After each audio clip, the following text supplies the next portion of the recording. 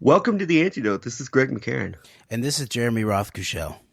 I think we're going to follow up, spend a majority of the program here today following up on some of the information we discussed last week as we really started to get into the nature of the information of these various informational flyers that you gave to members of Congress and presidential candidates, as well as grassroots surrogates and representatives of the various presidential candidates. And so I don't know if this will end up being a series similar to our 9/11 to 11/9 series that we've had, that we've done several episodes on, that is kind of ongoing and is part of the, I think, really part of the nature, kind of the fabric of what our program has really mainly been focusing on over the last at least year or so.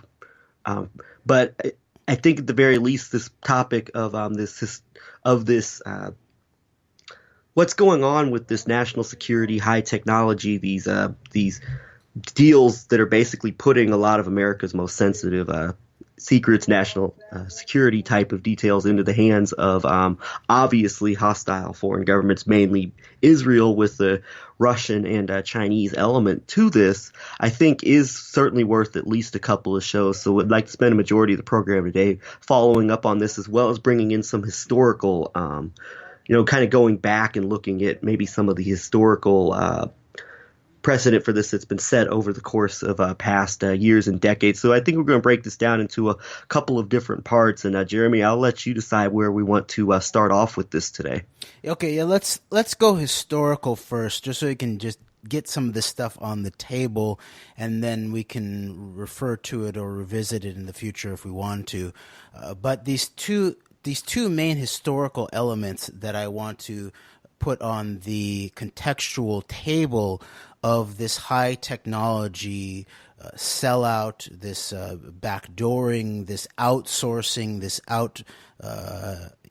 basically exfiltrating it from the United States and out through what is called an ally in Israel. That's sort of part of the problem too, of course, because everybody recognizes to some extent, however they want to typify it, that with Russia and China, they're either a competitor, they're a nemesis. Some people call them enemies, but whatever it is, there's this idea that there's a wariness, there's an understanding that there needs to be an understanding of asserting national interest. But when it comes to Israel, they're, even after the decades and decades of the aggressive spying, even the kinds of so-called deep state incidents that we've explored a lot in terms of domestic assassinations in the 60s, and all of the apparent Israeli fingerprints on all of that, but then even into the more modern era of the so-called war on terror, which really begins much more in the late 70s in relationship to things like the Jerusalem Conference,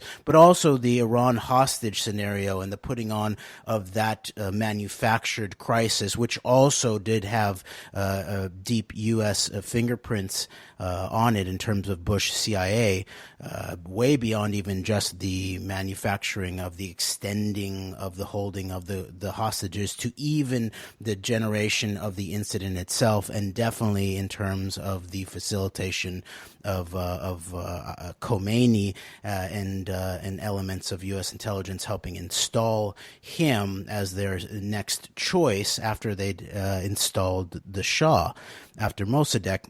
And so all of that era that begins in 79 there, really most markedly in terms of introducing the modern war on terror, we then see a heightening even, or an expansion of the aggression of Israeli elements in relationship to things like even beginning to architect sort of much bigger incidents than singular assassinations that we see from more like in the 60s into the 80s, the 90s, and of course most overtly and obviously and expansively and treasonously and destructively with September 11th. But then at the very same time, this is the era in the 80s of when you see the escalation of things like the highest level of spying in terms terms of things like the Pollard spy rings, which we will begin to also unpack more and more of that, and had to really unpack the question of what looks like a quid pro quo in relationship to Israeli intelligence and then Soviet intelligence in terms of the specific high-level information that was being targeted by Pollard, the facilitation of that high-level breach, mole penetration by what was known as the Mr. X Committee, how tightly that was connected to things like the RAND Corporation and alleged national security experts, including people like Richard Pearl, but also people like Andrew Marshall, who recently passed away, the so-called Yoda of the U.S. national security set. And but it really does look like that in conjunction with things like we've discovered inside of the book Robert Maxwell, Israel Super Spy, where Maxwell, almost at the same time as he's helping run the Promise software breach, and he's using his asset from the U.S. Senate, John Tower, to install or get access to places like Sandia Lab in relationship to this Israeli intelligence backdoored Promise that the Israeli state used Maxwell to spread all over the world. At that very same time, he's also working with Soviet elements, including Yuri Andropov's main mentee, successor in some ways, Kryotchkov, in things like we've mentioned before of plans for coups against Gorbachev, I believe, at the time, that would include the quid pro quo of what, quote unquote, the expelling of the Jews from Soviet Russia, and to create a glut on the market, really, if you think about it, as a global market for Soviet emigres, and to so much that there would be a massive influx into Israel, and that we can begin to put those pieces together, that the specific information that Pollard was being tasked and facilitated to exfiltrate from the highest levels of the U.S. national security apparatus. Really, a lot of that focused on things that the Soviets were most interested in, and not primarily the Israelis, and things like high-level NSA coding aspects that not an expert on this kind of stuff, but things that seem to compromise NSA signals communications security, and then specifics of policy aspects, or national security policy, covert policy in relationship to the Soviets that were most obviously interesting to the Soviets at the time. And so whether that was a quid pro quo, there's that whole piece that we will get into more. But today, I really want to focus on the question of the facilitation of technology transfer and what the background of that really is. Yeah, real quick, but before we get into that, you mentioned this areas where there were clearly of more benefit to whatever the Soviet interests were with regards to all of this type of international type of scenarios particularly involving Israel. And so to me, it's interesting, something that I among myself have been trying to work more into deciphering and understanding is this whole Michael Flynn deal, because very clearly there's obviously an Israeli element to it with you would think, at least with people certainly like Michael Ledeen being his right-hand man, but also there's very clearly a Russian factor to it. And what ties together these factors, I think at some large level, is this historical nature of these type of operations, particularly I think of the Reagan administration in the 80s and the promised information, Robert Maxwell, the stuff that led to the indictment of Jonathan Pollard as stealing U.S. secrets, basically, on behalf of Israel. But that's something I really want to decipher in the future, is trying to understand the nature of this Flynn operation, which I think could be key to putting this whole picture together as far as I think what's going on, certainly with the Trump administration and a lot of this foreign elements of it. But I think that this is key in trying to decipher that. I think perhaps getting more and more into this to to the nature, the type of operations we're going to start talking about today, and I think we're going to continue talking about here in the future, regarding these specific networks and the kind of information we're going to bring out. Hopefully, this will help to shed some light on that, because I think it's important to understand what exactly is quote unquote Russian interest, what exactly is quote unquote Israeli interest, and where they kind of intersect and play off of each other, because they very clearly do at a high level, as you see with the kinds of people and alliances that were formed to ensure that Donald Trump was made president. So, yes, very, very good points that I would like for us to go back to at some point to maybe update or further expand upon the 11-9 analysis and how all of that fits into our current political situation. So let's get into some of this history here. But I would just like to point out just the obviousness of that. If you go look at this Robert Maxwell Israel Super Spy book, that I believe the language of the quid pro quo for Maxwell's high-level machinations in relationship between Israel and the then Soviet Union was the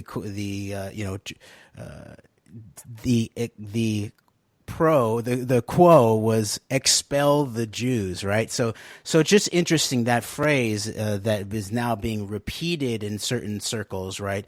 That claim to be against the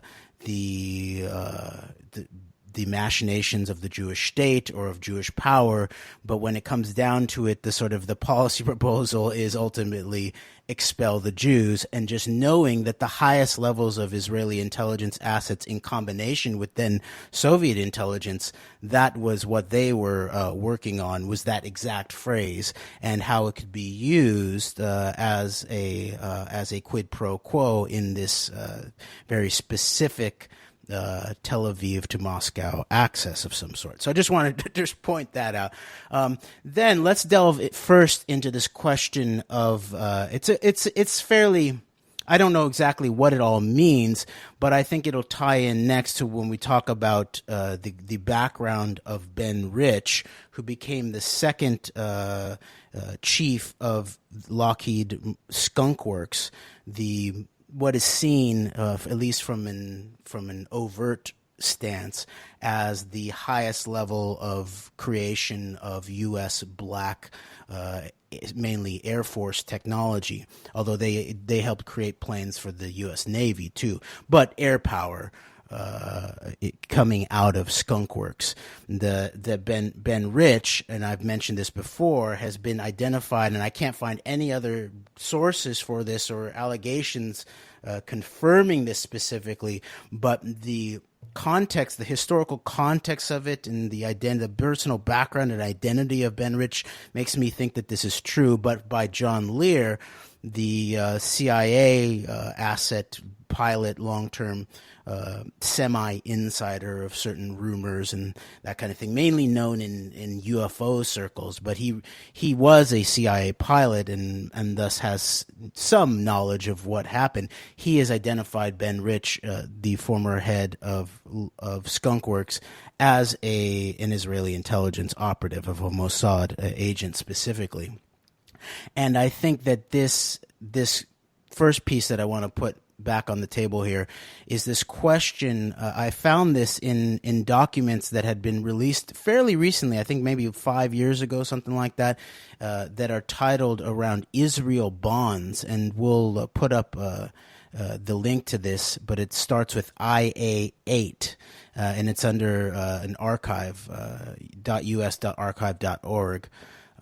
Israel bonds, and it's a PDF that includes these declassified FOIA requested FBI documents specifically about the ADL so-called Anti Defamation League spying scandal, which we've mentioned before, which is a key historical fact in terms of understanding the role of an organization like the Anti Defamation League in terms of politics.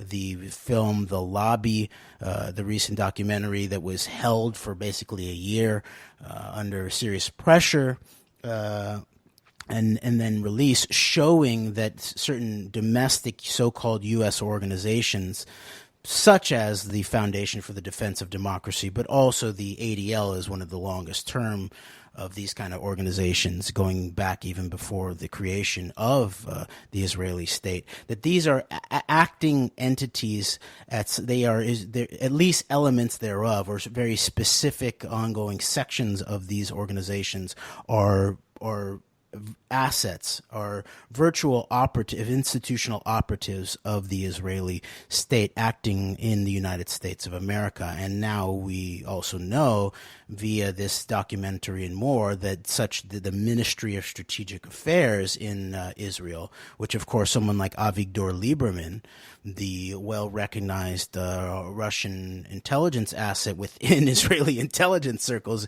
even, that he had headed up that Strategic Affairs Ministry, which is at the head of the global propaganda, information, warfare aspects of the Israeli government. So that all of these different organizations that operate domestically, and now we'll specifically focus on the ADL, they are acting on behalf of the interests of the Israeli government. And so what's interesting here is I found on page 37 of this PDF document that's a little bit more than 200 pages, that is specifically about that the FBI have found out that the ADL had FBI documents about the Nation of Islam internally, and so that indicated that there had been some type of, security, top secret security breach of some sort in relationship to how did the ADL get its hands on these FBI secret documents. And so I think that's where this document comes out of. Interesting. I believe that this story broke, I want to say, around 1993 or so, and that was just after the Nation of Islam published book on the secret relationship between blacks and Jews came out. So, yes, and I actually think that this is directly from that era. These documents are telling of the story, really, in live time of the FBI's investigations, almost exactly, I think, in that year, Greg. So you're right on that. So there's the politics of all of that are, I think, critical to understanding this. But what popped out at me was that there was a reference to two Israeli generals that were operating on behalf of the ADL or operating through the ADL and were operating out of the Israeli consulate. I think it's a consulate, not an embassy in Los Angeles. And that these two generals were working with what's known as B.I.R.D, B.I.R.D, Binational Industrial Research and Development. And people can go look and read articles. And now John Swin is shown that, so there's archives of the Securing Our Interests articles, all these really good articles about these kind of issues. So that we'll link to some of that, including an article written by Shayan Zarin about the Joint Enterprise Defense Infrastructure Project. We'll mention again towards the end of this show, but also investigations into the role of the B.I.R.D. People can also go look at a lot of Brendan O'Connell's videos that mention the B.I.R.D, the B.I.R.D, and how this was the structuralization of this technology, economic transfer going decades back. And this, again, of course, hooks up with this whole cell of people surrounding people like Henry Kissinger and Richard Pearl and the Rand Corporation and Andrew Marshall and all of that, which we will further unpack. But I would also reference the presentation that I did at the Deep Truth Conference a year ago, that dealt with this cyber domination agenda, and specifically in relationship to the Talpiot program. And I went through basically generations, what I called Samson option generation, 0.1, 1.0, that kind of thing, where I referenced this turn into the modern war on terror, and that the B.I.R.D.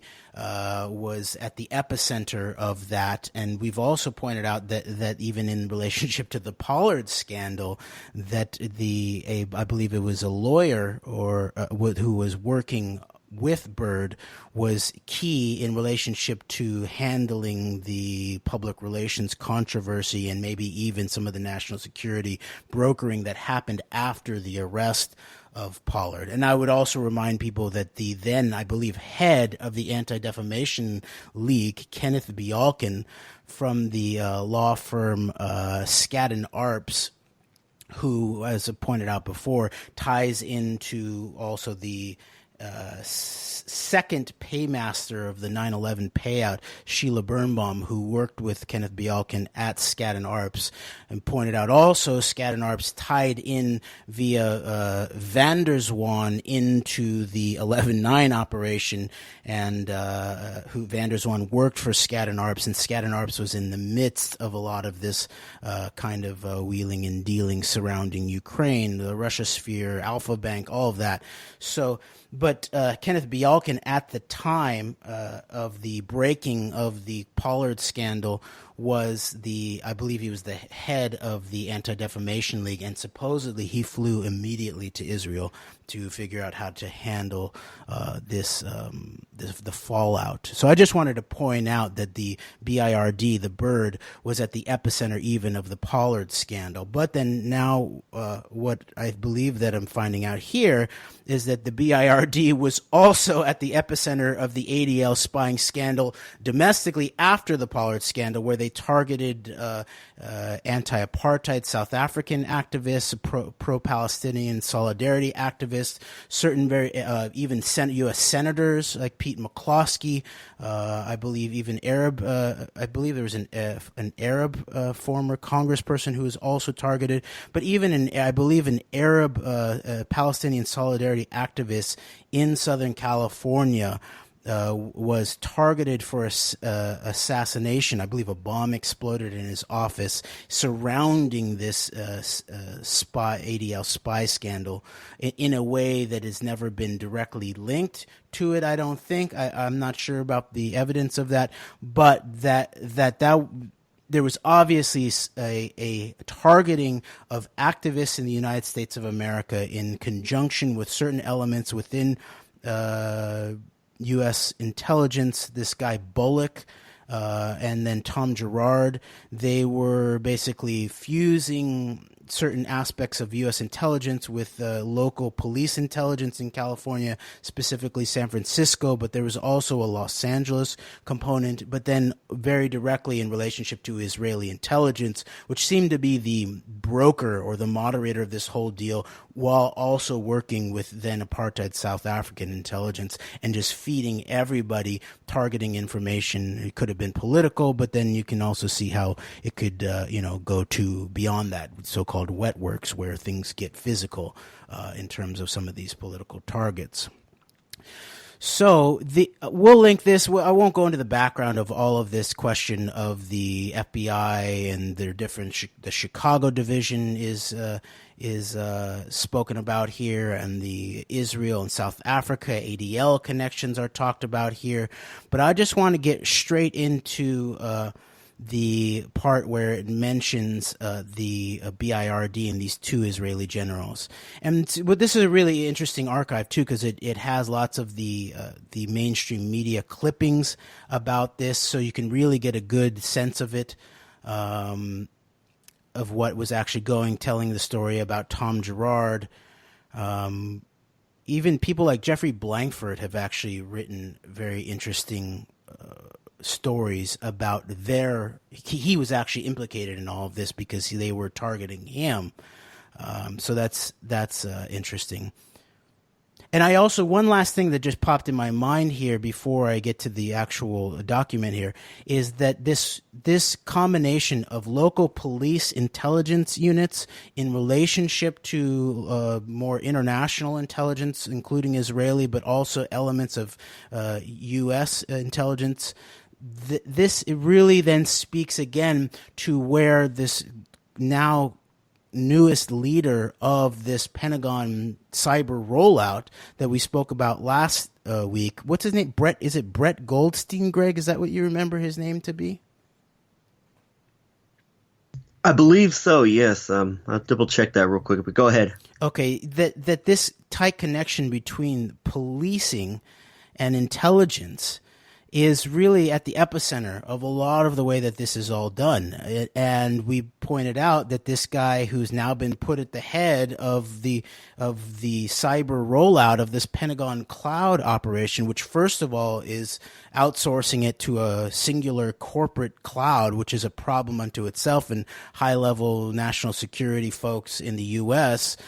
Point out that they wouldn't even trust any of their personal data to a corporate cloud. But then the ongoing even outsourcing it outside of the country in relationship to what we've been Brett Goldstein, Brett with two T's, Jeremy. Brett Goldstein. He is currently the director of the Pentagon's Digital Defense Service. Okay, thank you. So he comes up through Chicago police. He was a beat officer, I believe, at some point, but he's also into startups. And then he comes up and becomes the intelligence officer of the entire city. But meanwhile, he's working the intelligence unit inside of the police department in relationship to people like Rahm Emanuel and that whole Israeli connection. And that crew, but then also someone like Michael Masters, the current head, I believe, of the Secure Community Network. This is sort of, it's a next generation kind of deep connections to Israeli state architecture, but operating as some type of alleged security organization for quote-unquote Jewish communities in the United States of America. So I just want to point out that this is the epicenter, I believe, of the way these kind of espionage operations are done on the ground in the United States of America that have the implications to affect the average American activist is via the conjunction of police intelligence units and corrupt elements of those in relationship to corrupt U.S. intelligence elements, and then the obvious Israeli intelligence aspect of it. So that's what popped in my mind there. So this is on page 37 of this document, and on page these were released on March 27th, 2013, it says. And on page 36, it talks about, this is from FBI San Francisco to the director of the FBI immediate with I think it's a CC to the FBI in Los Angeles. And a lot of this is whited out. It's a teletype. And so here we go. On page 37 here, it says, by San Francisco from Inspector blanked out San Francisco Police Department, SFPD, on March 29th, 1993. SFPD has received information from a reliable source that two persons described as, quote, Israeli generals, unquote, are in or are about to travel to Washington, D.C. in regard to captioned matters. The purpose of their travel is to try to visit the Attorney General, to press for an end to the FBI's investigations concerning blanked out and blanked out, according to the SFPD.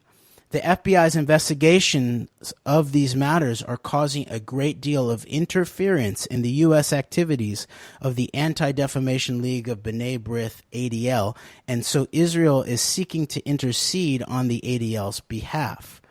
SFPD described the two Israeli generals as FNU blank and FNU blank general.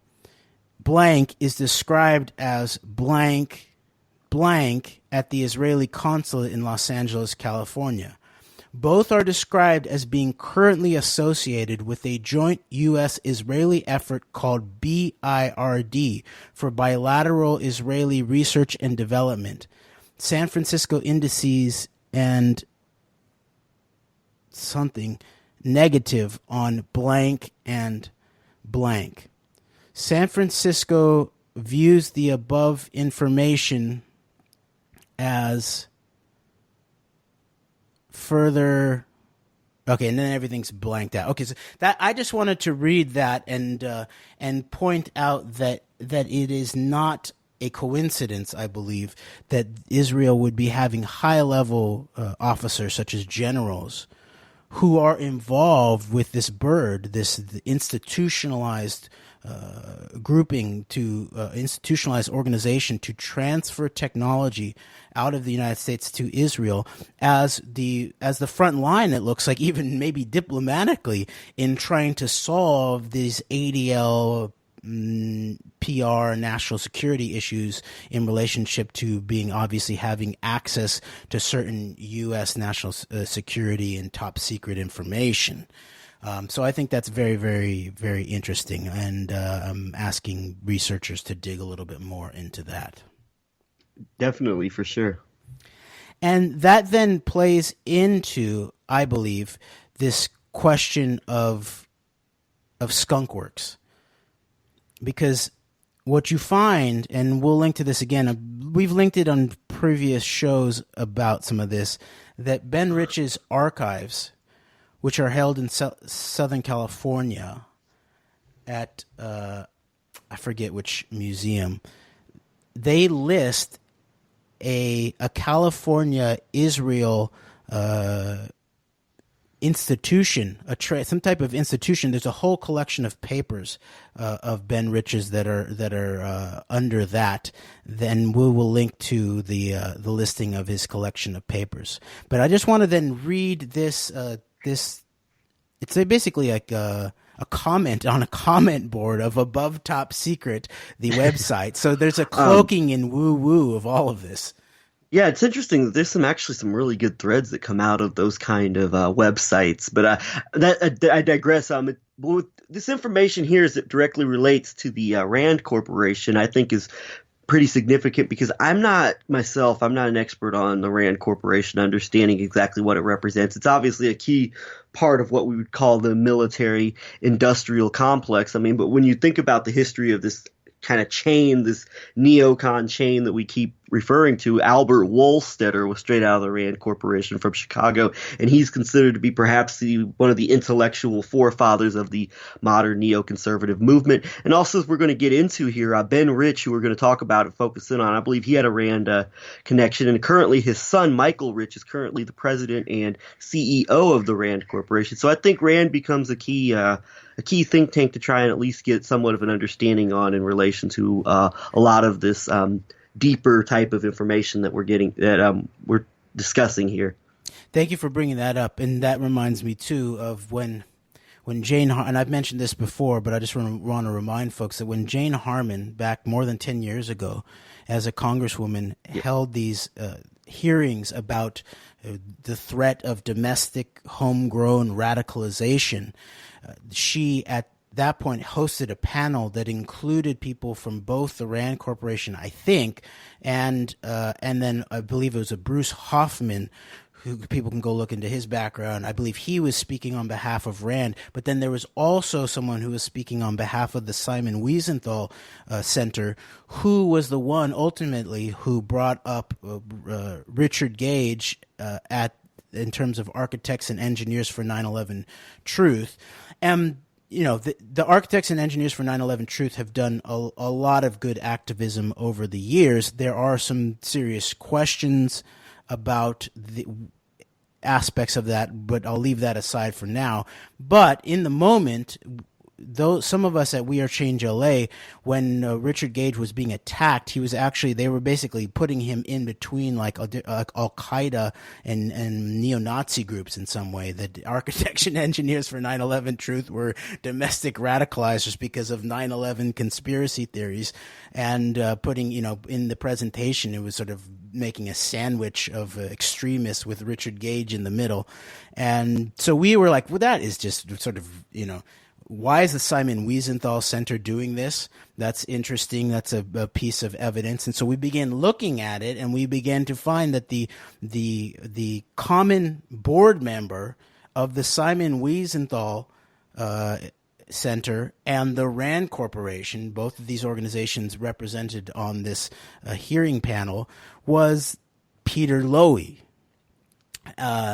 who is an interesting figure, Australian, and the son of Frank Lowy, who's intimately involved in the directly pre-9/11 World Trade Center deal with people like Ronald Lauder, Eisenberg at the Port Authority, and of course Larry Silverstein and Larry Silverstein's weekly Sunday phone calls with Benjamin Netanyahu for years and years and years, leading up to and through September 11th, which of course Netanyahu said was very good for Israel, basically, until he caught himself and tried to moderate that to his joy at the mass murder of thousands of human beings, the majority of whom were American. So we begin to see that there was this connection there. That was the overlap of the boards, was Peter Lowy, which was very interesting in relationship to what was Architects and Engineers for 9/11 Truth actually doing, was investigating the blowing up of these buildings that Lowy's father had been involved in, I believe, the real estate deal of. I believe Lowy is Westfield, correct? Westfield Properties, where some suspicious terror attacks have happened, I believe, in Africa and Kenya. I believe that's true. Okay. Yes, it's Westfield. So that's I just wanted to point that out, that there was this Rand connection to all of that too. So that's what came up. And so let me just read through some of this post that John Lear wrote. And I had just run into it in a recent maybe an interview from a few years ago that John Lear had given, where he just dropped this thing about Ben Rich being a Mossad agent very quickly. And then more recently, there's another interview of John Lear that I've been made aware of, that where he goes into this even more deeply, but still not that deep. But then you go, so I began researching it, and I find this post from more than 10 years ago from John Lear explaining all of this, and so I want to read through that. But I found the Ben Rich papers, and folder 10 in these papers is about the California Israel Committee for Trade and Technology. And it's right in between folder 9 Ames Research Center and folder 9 Defense Science Board, okay? There's a lot of other interesting folders here, including Lytton, GEC Marconi, Lockheed, Royal Melbourne Institute of Technology. So there's a richness of history, I think, for someone who can qualify as a quote unquote proper researcher to go look through these all these papers, which includes things like Area 51 Viewers Guide, Skunkworks, lots of Skunkworks stuff, the SR-71 Blackbird, F-117, which we'll see is playing into these questions of who Ben Rich was actually serving on behalf of, and how it might not have just been the highest levels of the U.S. government, but very likely another government in the Middle East. And it's at the Huntington Library, the overview of the collection, the Ben Rich papers. And so we will link to that. And then this above top secret post, we'll link to it. It's called, quote, The Lockheed F-19, a totally fictional story of technology, intrigue, and murder at the Skunkworks, unquote, by John Lear. And aside, I think he's totally fictional. He's basically saying, like, that it's, oh, don't worry, this is just a story. Okay. But, so we'll see what we can glean from this. All right, I'm going to read this. Quote, the F-19, which is claimed not to exist by all the single quote experts, was designed in the early 70s along with the F-117A by Lockheed for the U.S. Navy. It was funded not as an airplane, but as something else which was to help keep its secrecy. Israel received several of these aircraft, and the U.S. Navy used the rest on its carriers. There are still several operating on the USS Ronald Reagan and other carriers. The story of the F-19, of how and why it came to be, and why it is such a secret, is long and complex, and includes the infiltration of the Lockheed Skunkworks by Mossad through their mole Ben Rich as early as 1954. Rich, a naturalized U.S. citizen who was born in the Philippines to a prominent Jewish family and who went to work for the Lockheed Skunkworks in 1954, took over the Skunkworks after Kelly Johnson retired in 1975.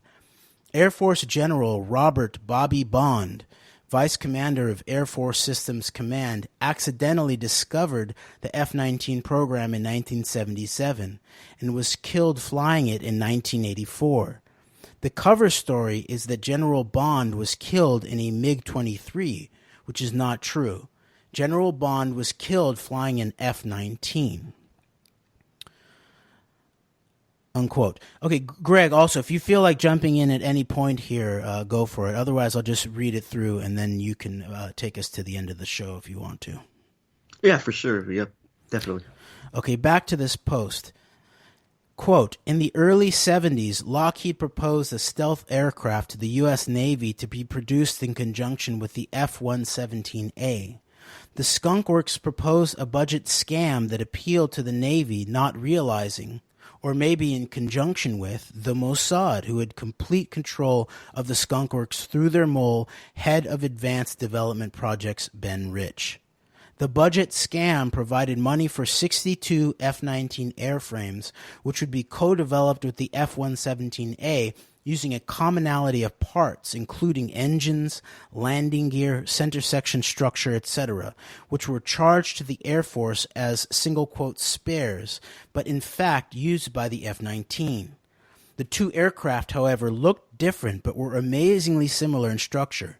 The F-19 was the same size but used a delta drooped wing, which has often been called the TR-3A. The plan was to have both aircraft, the F-117A and F-19, go down an assembly line at Lockheed Skunkworks in Burbank, separated by a huge metal curtain. The workforce for each airplane was kept totally independent so that very few on either side of the curtain were supposed to know what was going on the other side. Of course, each workforce knew exactly what was going on, and some tried to change to the other side when their work was completely on their side. They were told, single quote, no, that nobody was to transfer between aircraft. 62 F-19s were built. Sometime during production in 1977, General Bond, Vice Commander of Air Force System Command, made an inspection tour of the Skunkworks, suspecting that something, single quote, fishy was going on, and discovered the dual program. See Skunkworks, Ben Rich and Leo Janos, page 48 to 49, Little Brown and Company, ISBN 0-3166-74330-5. General Bond raged within the Air Force and Pentagon until he realized that all armed services had been penetrated by Mossad. Eventually, both airplanes were produced, flown, and delivered. At one point, the F-19 had a very serious stability problem, which was discovered late in the program. As it took time to correct the problem, almost the whole fleet which had already been produced had to be stored. The storage area was the two large square hangars just south of the F-117A hangars at the Tonopah Test Range. In 1984, General Bond was invited to fly the F-19. On April 26, 1984, General Bond suited up, allegedly at Groom Lake, and took off for the first of two flights.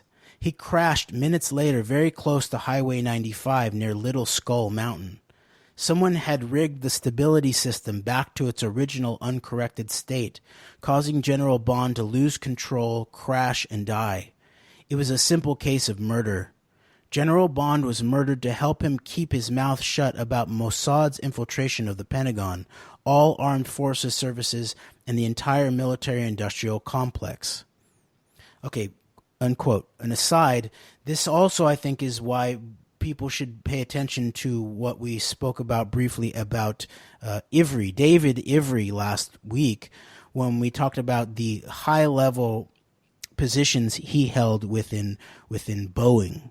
And I do think it'd be more and more we begin to see that the military-industrial complex in the United States of America And this reminds me also of some of the Bollyn investigations of General Dynamics, the Crown family, the connections to certain of the locations of the assassinations, including the hotel in near downtown LA where Robert Kennedy was killed, but also the surrounding aspect of the President John Kennedy assassination and certain elements apparently representing the Crown family on the Warren Commission, but then General Dynamics getting a major boon in relationship to the escalation of the Vietnam War by Lyndon Johnson subsequently. So I think more and more we begin to see that there is this deep Zionist Israeli state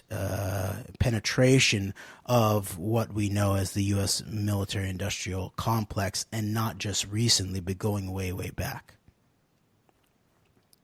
Yeah, definitely. I would, David Ivry, I don't know how much he figures into this directly, but certainly David Ivry is shaping up, I think, as an important figure to at least know basic information on as it relates to some of the many different activities he's been involved with over the decades in his role in the within the Israeli military establishment, as well as being the Israeli ambassador to the U.S. on September 11th. So, Jeremy, do you have anything else you wanted to add about this Skunkworks? Rich, right for now, or did you want to move on to our last story? Did you have anything else you wanted to add first? I'd like to just finish this. There's just like a half a paragraph left. But thank you for that stuff on David Ivry. And I think we should point out once again how it's outrageous, to use Dennis Ross's terminology. It is outrageous that David Ivry, who is credibly accused of being commander in control during the attack on the USS Liberty that killed dozens of U.S. Navy men, it then becomes not only the ambassador to the U.S. during September 11th from Israel, but then becomes a high-level executive at the epicenter of the U.S. military-industrial complex, Boeing. This is outrageous when you think about it, and it's also, I believe, it's outrageous that Tulsi Gabbard did not take a 30 seconds to respond to these kinds of issues. But we'll get to that at a later date. Indeed, okay. And but hey, and also the quote Dennis Ross quoting the quote unquote late great Senator Daniel Patrick Moynihan, you are entitled to your own opinions, but you're not entitled to your own facts. That's true. Let's get back to some allegations of facts for people to assess the truthfulness of such facts. That's what people always forget is facts not necessarily true, but facts are things that can be assessed to be true or false. Benjamin Friedman said facts are facts. And facts are objective versus subjective opinions and or analyses. And so this is something to remember. Facts are not necessarily true. They need to be assessed again for truth statement, but it means that we're in the realm beyond just our opinions, okay? So, all right. So just finishing up this write-up by John Lear. I'm going to repeat this key point here that he is asserting. Just to remind people of what this is all about.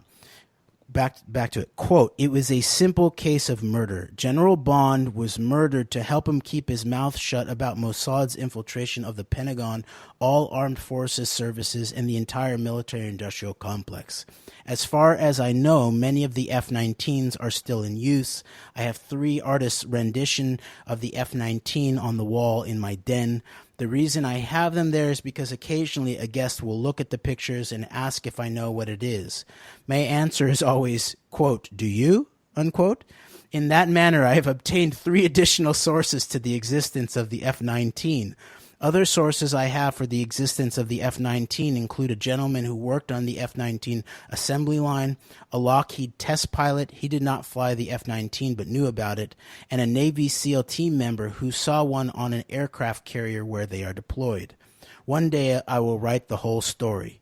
The exposure of the F-19 would lead to those who control the Skunkworks, all of its secret projects, and then how several Boeing 757, 767s were modified to be remotely controlled and crashed into the World Trade Center, creating the terrorist hoax of 9/11. The End of a Totally Fictional Tale of Technology, Intrigue, and Murder at the Skunkworks by John Lear. Okay, that's that.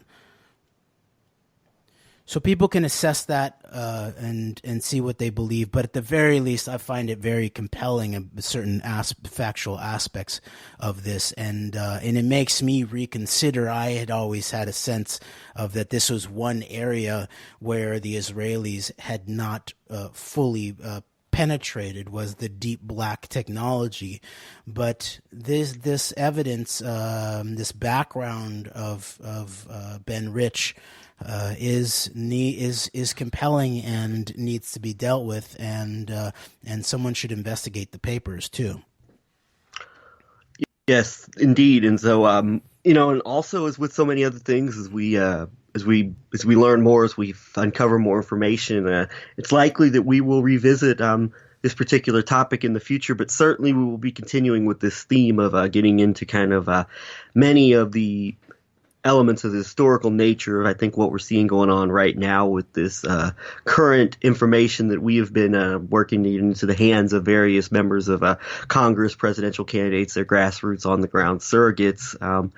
Here, I think, obviously, as our show goes on, this will continue to be a major focal point of our program. And I think we're going to finish up with a topic that's directly, in many ways, related to both this issue that we've been discussing here, as well as the issue of what the various presidential candidates were running around the state of Iowa for, which is the 2020 presidential election. And this is related to, I believe, infiltration of polling data in the state of Iowa, which is, of course, where the crucial Iowa Caucus takes place, which is very influential in shaping the overall presidential campaign. As the winner, the top finishers within the Iowa Caucus are always considered front runners for the presidency. I seem to remember there were some machinations done against Congressman Ron Paul in the state of Iowa in 2012, where he could have very well have eked out a victory, but under perhaps suspicious, to say the least, circumstances. I believe Rick Santorum ended up getting the victory in Iowa.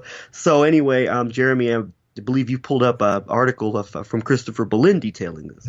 Yes, and it's beyond polling data. It's actually the reporting of the actual caucus results in Iowa, which I would like to point out that we've emphasized in our analysis of the Trump 11-9 operation, that yes, some of this is about information warfare, and there's some heavy Russian connections to that, and Israeli connections to that too, in terms of the Psy Group, Joel Zamel meeting and all that. But we've also talked about core domestic military part of the operation. It's similar to September 11th, where you don't wait for something to happen. You don't just sort of try to create the informational hybrid warfare conditions under which someone can be elected. No, you rig the machines, or you rig the outcome, the results, the reporting of the results. And we pointed that out, that a serious investigation into the Trump 11-9